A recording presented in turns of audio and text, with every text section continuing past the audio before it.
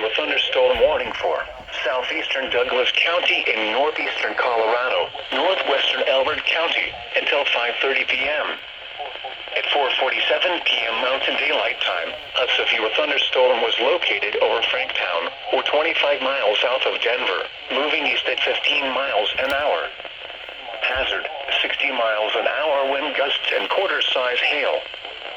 Source, radar indicated. Impact, expects damage to roofs, siding, and trees.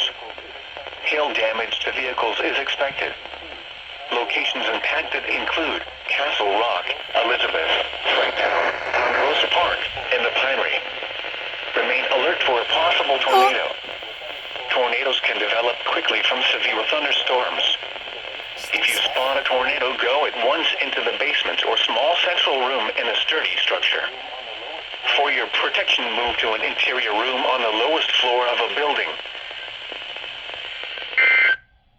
This is NOAA All Hazards Radio. The National Weather Service athletes with certain